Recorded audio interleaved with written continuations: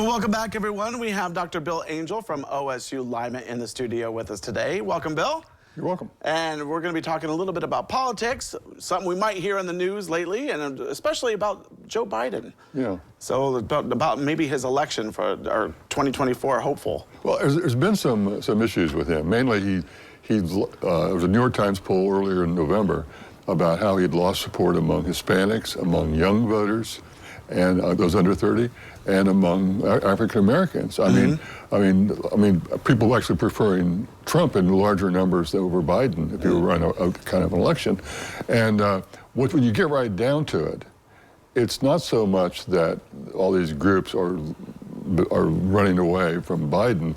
It's that they're frustrated with the economy. Yeah. Well, I mean, it's really an economic issue seems to be driving things, and that seems to be a problem. And of course, the issue is, there's just sort of this noise out there, this macroeconomic theory is, well, the economy's getting better, their unemployment's down, inflation's dropping, and so on.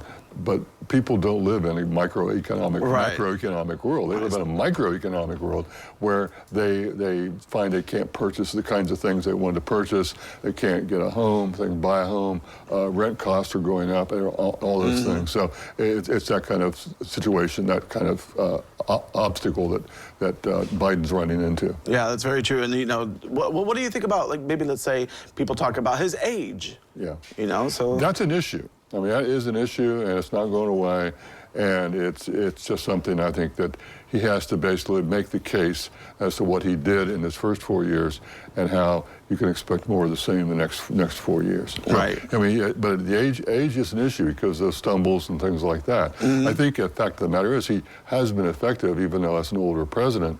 But the question is, people are worried about what would happen.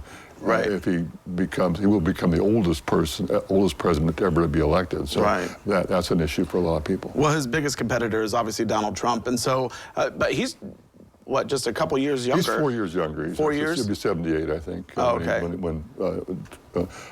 If he were to be inaugurated, he'd be 78. Okay. But I mean, but he seems to be more vigorous.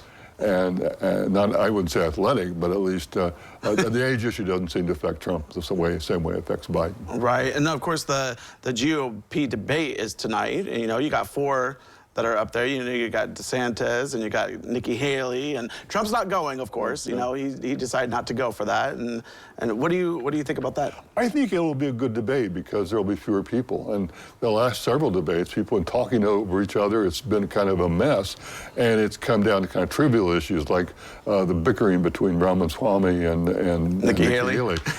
And so, but this time they'll have to deal with substance, they'll have to deal with issues, and it should be a more informative debate. Yeah.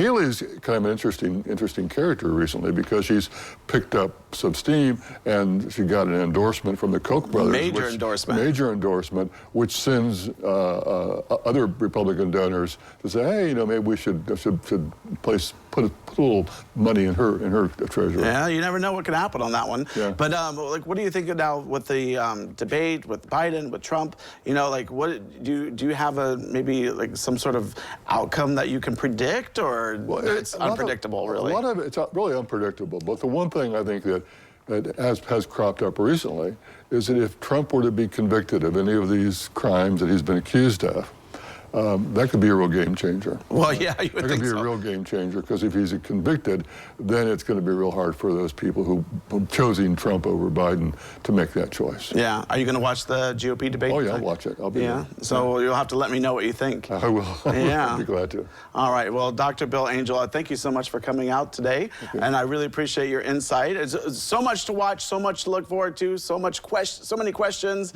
and we'll see what happens, right? Okay. Right, we will. All right. Well, thanks for coming out. You bet. Well, don't go away because medical news is coming up next.